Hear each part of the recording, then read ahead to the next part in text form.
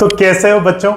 आज मैं आप लोगों के लिए बहुत ही इंपॉर्टेंट सेशन लेकर आ रहा हूं बिकॉज आज मैं आप लोगों के लिए लाऊंगा सीबीएसई 12th बोर्ड का टॉप पीवाईक्यूज, वो भी किस चैप्टर से? रे ऑप्टिक्स के चैप्टर से। मैं जानता हूं कि ये वो चैप्टर है जो कि काफी स्कोरिंग होता है और आप इंतजार करते हैं कि इसके क्वेश्चन ज्यादा से ज्यादा आ जाएं, इजी से इजी आ जाएं, ताकि आपके ज्यादा से ज्यादा मार्क्स आ सके। तो मैं ज्यादा समय नहीं लेते हुए आपके लिए 2024 के पीवाईक्यूज लेकर आ चुका हूं बच्चों। तो सबसे पहले बच्चों जो फर्स्ट क्वेश्चन था वो ये था कि असर्शन रीजन पूछा गया और असर्शन रीजन में भी आप लोगों से पूछा है। पहला असर्शन है कि प्लेन और convex mirror can not produce real image under any circumstances.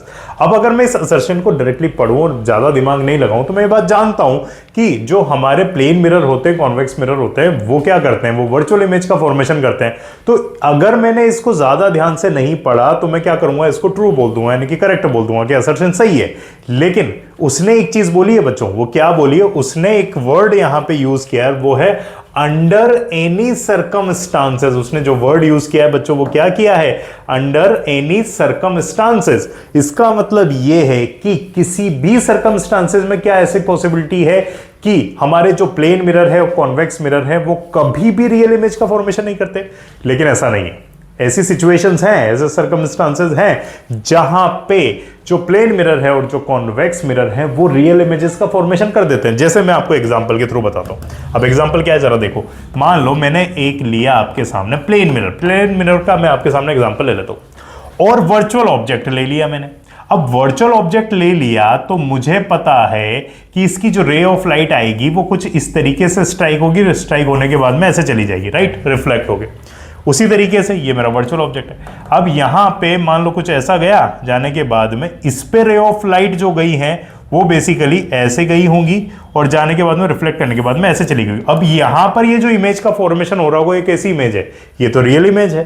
तो यहां पर रियल इमेज का फॉर्मेशन हो गया।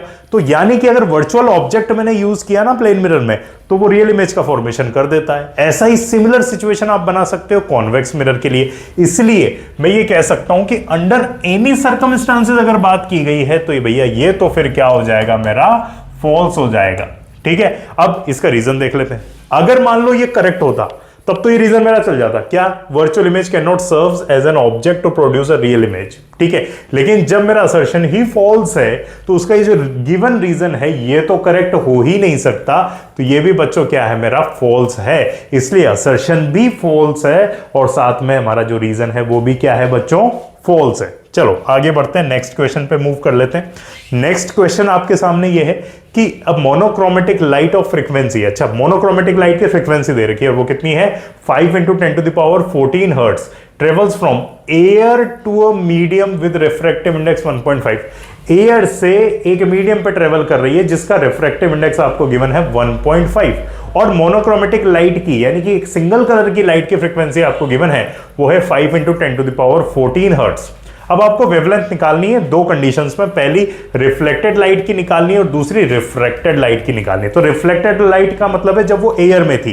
तो एयर में अगर आपको वेवलेंथ निकालनी है तो एक सिंपल सा मेरे सामने फॉर्मूला होता है बच्चों, जिसको हम लोग बहुत अच्छे से जानते हैं, और वो फॉर्मूला होता है मेरा speed is equals to frequency into wavelength. तो ये फॉर्मूला मैं यहां पे क्या करूंगा बच्चों, मेरा यूज कर लूंगा। अब ये फॉर्मूला जैसे मैं यूज करूंगा तो फ्रीक्वेंसी मुझे गिवन है 5 × 10⁻14, वेवलेंथ मुझे एयर में निकालनी है। स्पीड तो हम जानते हैं 3 × 10⁸ मीटर पर सेकंड होती है। तो जब मैं एयर के अंदर वेवलेंथ निकालूंगा तो क्या आ जाएगी बच्चों, वो आ जाएगी मेरी 3 × 10⁸ डिवाइडेड बाय 5 × 10⁻14। जब आप इसको कैलकुलेट करोगे तो आपको क्या मिलेगा? यहां मिलेगा सर मुझे 600 नैनोमीटर। तो मुझे यहां पर जो वेवलेंथ निकल के आई है एयर में वो कितनी आ गई है? 600 नैनोमीटर आ गई है। अब मुझे निकालनी है रिफ्रैक्टेड लाइट की वेवलेंथ। मुझे क्या निकालनी है? रिफ्रैक्टेड लाइट की वेवलेंथ। और उस वेवलेंथ को निकालने के लिए मैं जो फॉर्मूला यूज करूंगा वो फॉर्मूला क्या होगा बच्चों? वो फॉर्मूला होगा आप लोगों के सामने, वो फॉर्मूला कुछ ऐसा होगा जिसमें आपको निकालना होगा lambda of medium that will be equals to lambda of air divided by refractive index। तो ये फॉर्मूला मैं यहां पे क्या करूंगा बच्चों, यूज कर लूंगा। और ये तो मैं निकाल चुका हूं, ये आप देख रहे हैं यहां पे 600 नैनोमीटर, तो मैं 600 में डिवाइड कर दूंगा कितने से, जो रिफ्रैक्टिव इंडेक्स है जो कि गिवन है, क्या कितना है 1.5, और इससे जब मैं इसको कैलकुलेट करूंगा तो मुझे यहां पे आंसर मिलेगा 400 नैनोमीटर। तो इस तरीके से मैंने दोनों ही पार्ट को सॉल्व कर दिया। ये मेरा फर्स्ट पार्ट था और वो वाला मेरा क्या है, सेकंड पार्ट। मैंने दोनों ही चीजों को यहां पर कैलकुलेट कर दिया। इजी क्वेश्चन है। चलिए मूव करते हैं नेक्स्ट क्वेश्चन पे। नेक्स्ट क्वेश्चन है मेरा, a plano convex lens of focal length. आपको प्लेनो कॉन्वेक्स लेंस की फोकल लेंथ गिवन है बच्चों। क्या गिवन है, फोकल लेंथ गिवन है। वो कितनी है, focal length is equal to 16 centimetre. Lens कौन सा गिवन है, प्लेनो कॉन्वेक्स लेंस है यहां पे, ठीक है। तो एक पार्ट उसमें प्लेन है और एक पार्ट उसका कॉन्वेक्स है, ये हमें ध्यान रखना है। अब रिफ्रैक्टिव इंडेक्स भी गिवन है बच्चों, वो कितना दे रखा है 1.4। रिफ्रैक्टिव इंडेक्स भी हमारे सामने, वो कितना दे रखा है 1.4 दे रखा है। आपको कैलकुलेट करना है रेडियस ऑफ कर्व्ड सरफेस।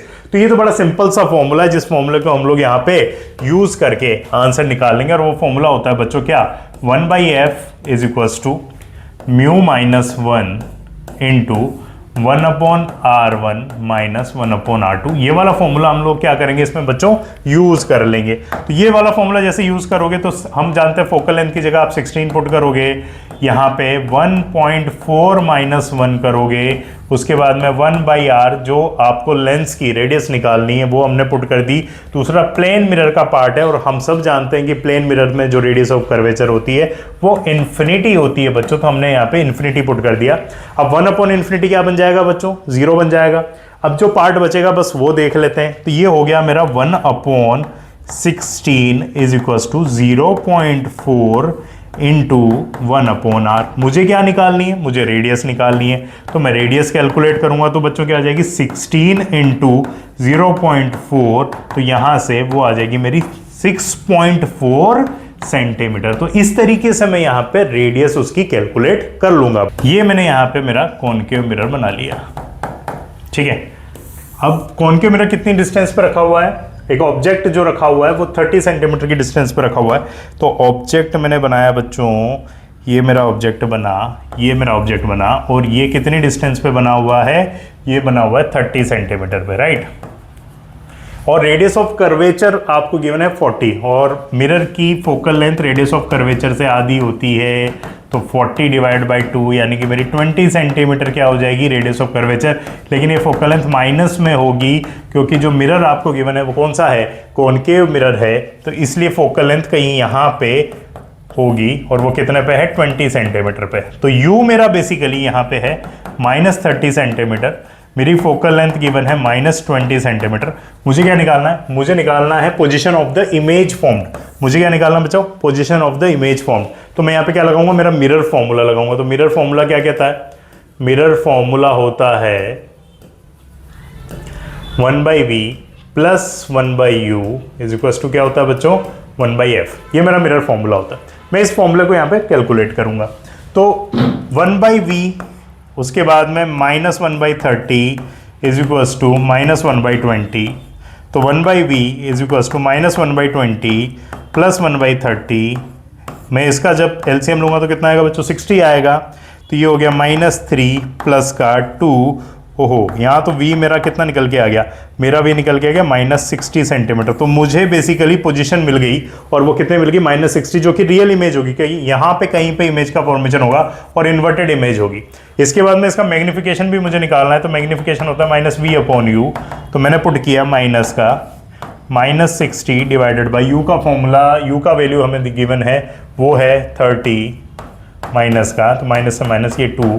तो मैग्निफिकेशन बच्चों यहाँ पे आ गया है मेरा -2, यानी इन्वर्टेड इमेज है और मैग्नीफाइड इमेज होगी और साथ में रियल इमेज का फॉर्मेशन होगा, जिसकी पोजीशन होगी कितने पर 60 सेंटीमीटर पे। तो इस तरीके से इस क्वेश्चन को भी हम लोग क्या कर लेंगे बच्चों, सॉल्व कर लेंगे। तो होपफुली आपको ये न्यूमेरिकल्स अच्छे लगे होंगे, इनकी प्रैक्टिस आपने की होगी।